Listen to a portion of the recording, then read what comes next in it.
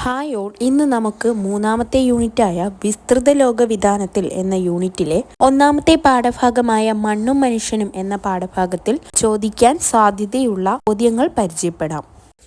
മണ്ണും മനുഷ്യനും.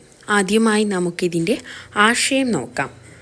മനുഷ്യനും പ്രകൃതിയും തമ്മിലുള്ള ബന്ധത്തെക്കുറിച്ചും മനുഷ്യൻ്റെ പാരിസ്ഥിതിക അവബോധത്തെക്കുറിച്ചുള്ള ദാർശനിക സംവാദമാണ് ടി പത്മനാഭൻ്റെ മണ്ണും മനുഷ്യനും എന്ന കഥ. ഇനി നമുക്ക് ഇതിൽ ചോദിക്കാൻ സാധ്യതയുള്ള ചോദ്യങ്ങൾ പരിചയപ്പെടാം.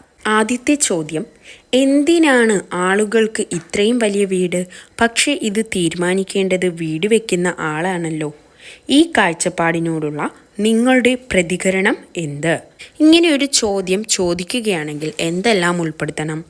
സാധാരണ മലയാളികളുടെ ജീവിത സ്വപ്നങ്ങളിൽ ഒന്ന് സ്വന്തം വീട് തന്നെയാണ്.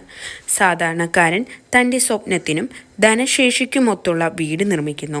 സാമ്പത്തിക ശേഷി തീരെയില്ലാത്തവർ കടം മേടിച്ചും ലോൺ എടുത്തും മറ്റും അടച്ചുറപ്പുള്ള വീട് യാഥാർത്ഥ്യമാക്കാൻ യത്നിക്കും. എന്നാൽ സമ്പന്നർ സാമ്പത്തിക സ്ഥിതിക്കൊത്തക്കവണ്ണം വീട് പൂർത്തീകരിക്കും. അതിസമ്പന്നർ വലിയ വീട് വെച്ചും വലിയ കാറുകൾ വാങ്ങിയും വീട്ടുപകരണങ്ങൾ വാങ്ങിയും തങ്ങളുടെ പ്രൗഢി മറ്റുള്ളവരെ അറിയിക്കുന്നു. വലിപ്പമേറിയ വീട്ടിൽ താമസിച്ചാൽ മാത്രമേ സുഖം അനുഭവിക്കാനാകൂ അവർ കരുതുന്നു. എന്നാൽ യാഥാർത്ഥ്യം മറ്റൊന്നാണ്.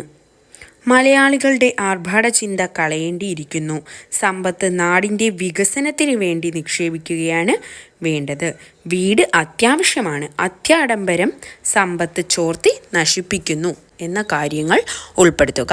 ആദ്യം സാധാരണക്കാരൻ എന്തിനു വീട് വയ്ക്കുന്നു, സാമ്പത്തിക ശേഷി ഇല്ലാത്തവർ എപ്രകാരം വീട് വയ്ക്കുന്നു, അതുപോലെ സമ്പന്നർ എങ്ങനെ വീട് വയ്ക്കുന്നു, അതിസമ്പന്നർ എങ്ങനെ വീട് വയ്ക്കുന്നു എന്ന കാര്യം എഴുതുക.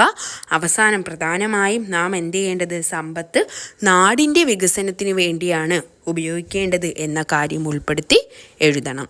ഒരു ചോദ്യം, എവിടെ നോക്കിയാലും ഒരു തരി മണ്ണ് പോലും കാണാൻ കഴിയില്ല. പല നിറങ്ങളിലുള്ള ടൈൽസ് മാത്രം. ഇലകളും പൂക്കളുമൊക്കെ കൊഴിഞ്ഞ് ഈ സ്ഥലം മുഴുവൻ വൃത്തികേടാകുന്നു. എന്നാൽ പിന്നെ ആ മരം അടിവേരു തന്നെ വെട്ടിയിടാമായിരുന്നില്ലേ? കഥാസന്ദർഭങ്ങൾ വർത്തമാനകാല ജീവിതാവസ്ഥകളുമായി എങ്ങനെയെല്ലാം ബന്ധപ്പെടുന്നു? ആദ്യം രണ്ട് വ്യക്തികളുടെ വ്യത്യസ്തമായ കാഴ്ചപ്പാടുകൾ കഥാസന്ദർഭങ്ങളുമായി ഉൾപ്പെടുത്തി എഴുതുക. അതായത് ടി പത്മനാഭൻ്റെ മണ്ണും മനുഷ്യനും എന്ന ചെറുകഥയിൽ കഥാകൃത്തിൻ്റെയും അയൽവാസി വിദേശ മലയാളി കെ.യു. നായരുടെയും വ്യത്യസ്തമായ ജീവിത വീക്ഷണങ്ങളാണ് ചിത്രീകരിച്ചിരിക്കുന്നത് എന്ന് ആദ്യം നമ്മൾ എന്ത് ചെയ്യണം? പോയിന്റിൽ ഉൾപ്പെടുത്തണം. പിന്നീട് കഥാസന്ദർഭം വിശകലനം ചെയ്ത് എഴുതുക. കെ.യു. നായർ വിശാലമായ പറമ്പിൽ ഒത്തിരി മരങ്ങൾ മുറിച്ചുമാറ്റി ബഹുനില ബംഗ്ലാവ് പണിത്. ബംഗ്ലാവിൻ്റെ മുമ്പിലെ മരങ്ങളൊഴിഞ്ഞ സ്ഥലം മുഴുവൻ അദ്ദേഹം ഇന്റർലോക്ക് ടൈലുകൾ പതിച്ചു. ഇവിടെ നോക്കിയാലും ഒരു തരി മണ്ണ് പോലും കാണാൻ കഴിയില്ല. പല നിറങ്ങളിലുള്ള ടൈൽസ് മാത്രം. പിന്നീട് വീടിൻ്റെ സമീപത്തുണ്ടായിരുന്ന പൊൻചെമ്പകം ഒരു ശിഖരം മാത്രം നിലനിർത്തി. എല്ലാം മുറിച്ചിട്ടു. ആ ചെമ്പക മരത്തിൽ മതിപ്പിക്കുന്ന മണം കഥാകൃത്ത് പല നാളുകളിൽ ആസ്വദിച്ചിട്ടുണ്ട്. സ്വർണ്ണ നിറമുള്ള പൂക്കൾ എത്ര സുന്ദരമായിരുന്നു. ആ ചെമ്പക മരത്തിൻ്റെ ഈ അവസ്ഥ കഥാകൃത്തിനെ നൊമ്പരപ്പെടുത്തി. ആ വേദന അറിയിച്ചപ്പോൾ വിദേശ മലയാളി നീരസത്തോടെ ഇലകളും പൂക്കളുമൊക്കെ കൊഴിഞ്ഞ് ഈ സ്ഥലം മുഴുവൻ വൃത്തികേടാകുന്നു എന്ന് വ്യക്തമാക്കി. കഥാകൃത്തിന് ആ വാക്കുകളും പ്രവൃത്തിയും കൂടുതൽ വേദന നൽകിയതേ ഉള്ളൂ. ആ മരം അടിവേരു തന്നെ വെട്ടിയിടാമായിരുന്നില്ലേ എന്ന് കഥാകൃത്ത് രോക്ഷം കൊള്ളുന്നു. ഇങ്ങനെ കഥാസന്ദർഭം അവിടെ വിശദമാക്കി എഴുതണം. അങ്ങനെ ഭാഗത്ത് വർത്തമാനകാലവുമായി എങ്ങനെ ബന്ധപ്പെട്ടിരിക്കുന്നു എന്ന കാര്യമാണ് എഴുതേണ്ടത്. വർത്തമാനകാല ജീവിതാവസ്ഥകളുമായി ഈ കഥാസന്ദർഭങ്ങൾക്ക് ഗാഢബന്ധമുണ്ട്. സുന്ദരമായ പ്രകൃതിയെ നശിപ്പിച്ച് ആഡംബര ബംഗ്ലാവുകൾ പണിത് ഉയർത്തുന്ന രീതി ഇന്ന് സാധാരണമാണ്. മണ്ണും മനുഷ്യനും ചെടികളും മറ്റും സമഭാവനയും സാഹോദര്യത്തോടെ നിലനിൽക്കേണ്ടതാണ്. സുഗന്ധം പരത്തുന്ന പൊൻചെമ്പകം പോലും വെട്ടി നശിപ്പിക്കുന്നു.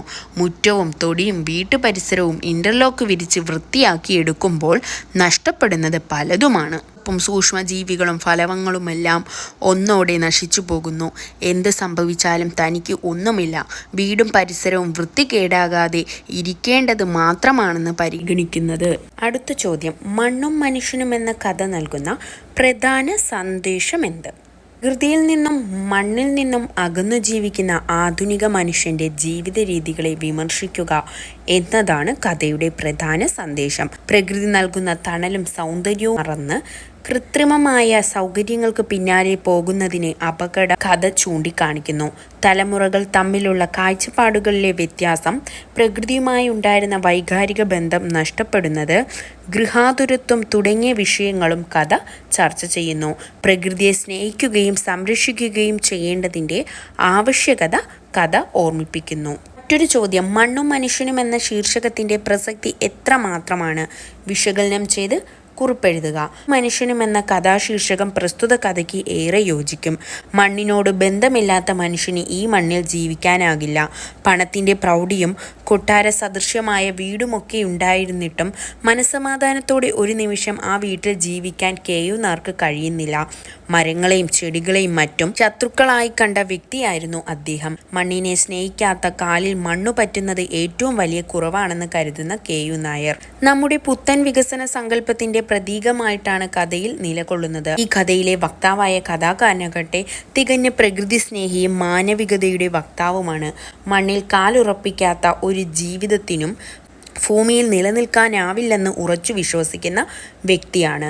മണ്ണില്ലെങ്കിൽ മനുഷ്യരില്ല എന്നതാണ് കഥാകാരൻ്റെ തത്വശാസ്ത്രം. കുട്ടികളും എങ്ങനെയാണ് മണ്ണിനെ സമീപിച്ചിരുന്നത് എന്ന കാര്യം ഉൾപ്പെടുത്തി വേണം എഴുതുവാൻ. ചോദ്യങ്ങൾ മനസ്സിലായി എന്ന് കരുതുന്നു. വരും ദിവസം മറ്റൊരു പാഠഭാഗം പരിചയപ്പെടാം.